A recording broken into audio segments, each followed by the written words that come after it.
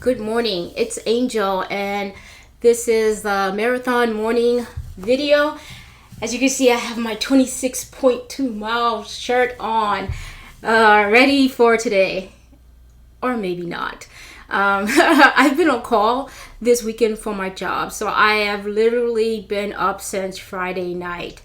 I think I may have managed to get like 3 hours in, but not even solid because paging text messages in between. So I'm tired. My body feels great, but again, due to work, I'm kind of exhausted, but nothing like hitting the pavement to wake one up. So the expectancy for today is just to complete by God's grace and get the finisher's medal. As I previously stated, this was not a planned marathon.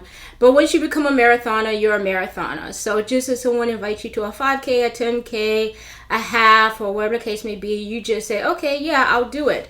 And so that's what this is. And I think everything that's done will help me for next year's 50 miler with running the longer distances.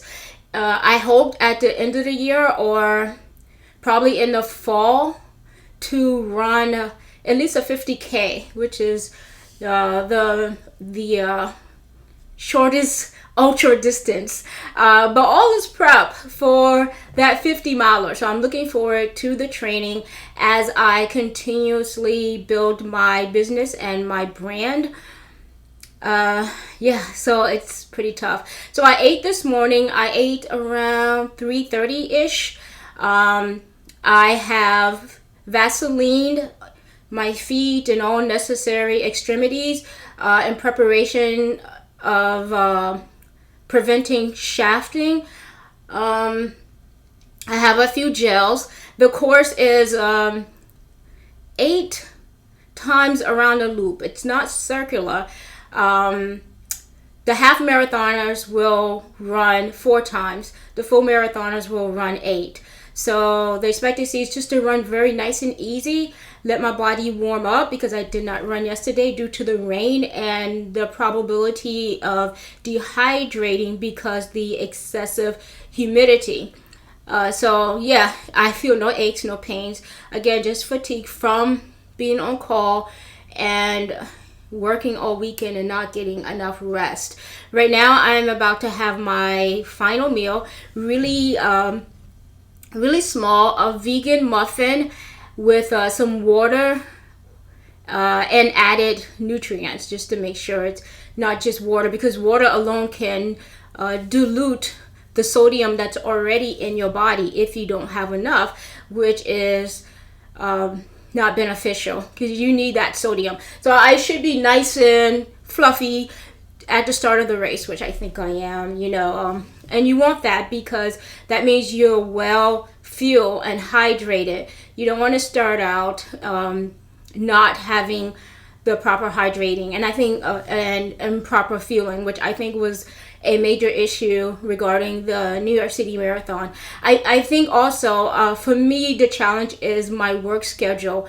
It's just not beneficial to performing my best because no matter how I slice the cake, marathons usually occur on Sundays, and so I never seem to be able to get the rest that is required no matter how hard I try. So this is another race where I'm just going to have to focus on gradually easing into my pace and allowing things to just naturally flow. I think the overall objective is to complete and feel pretty good about completing. Now, if I'm hurting afterward, that's a good indication that I'm not well hydrated or well fueled. So I've minimized a lot of apps on my Apple Watch. I plan to put it in lock mode to prevent, and do not disturb mode to prevent paging, texting, all that type of stuff that just ruins the battery life of the Apple Watch.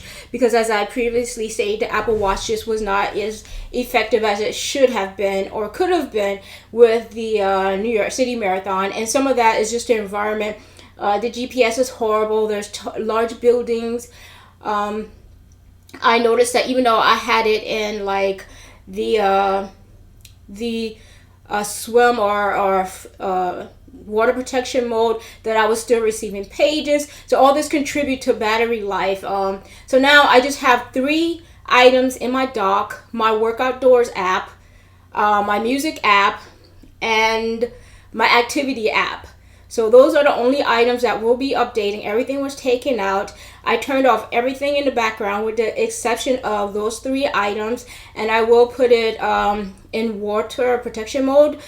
And I will be running with my Sunto, which I currently have the heart rate monitor for the Sunto on as well. So if I feel like the Apple Watch is draining too much battery, which I think with the later beta release, I'm noticing my watch is just, the battery life is just very bad. So I just hope at some point that the Apple Watch is an option for a marathon. And this is a test, but to me it's not a real test, because a real test is like New York City Marathon. I mean, from my understanding, there are no huge buildings. This is an actual park, Eisenhower Park. So there shouldn't be too much of a hindrance with GPS. But again, I run betas and there's just always some type of quirk. So I'm not sure what to expect. Hence, I always have a contingency plan, which is my Sunto. I have a Garmin. However, the Vivo Active 3, the battery life is atrocious. So I'm not even sure it could even handle the distance. Until I upgrade that, I'm just going to stick with the Apple Watch and the Sunto. The Apple Watch will always probably be my primary watch, and that's why I just get so frustrated about it. But my family uses the Apple Watch, and it's a way for us, because we don't live in the same state, to kind of like keep ourselves in check, monitor what we're all doing, making sure we're all working out, being healthy, etc., etc. So I'm kind of like stuck with the Apple Watch, although it's not really stuck. I really love the Apple Watch. The Work Outdoors app make it everything that a running app needs to be. So yeah, I need to head out. My watch is charging now. The goal is 100% to be at the start of the race, and hopefully hope for the best. Have a nice rest of your weekend. Have a nice day. And for those of you that are going to church, God bless you. Have a nice Sunday, and maybe you're just relaxing at home before the next week begin. And you know, Sunday for runners many times is the long distance day. So if you're going to go for a run, have fun. Have at it. God bless. Bye.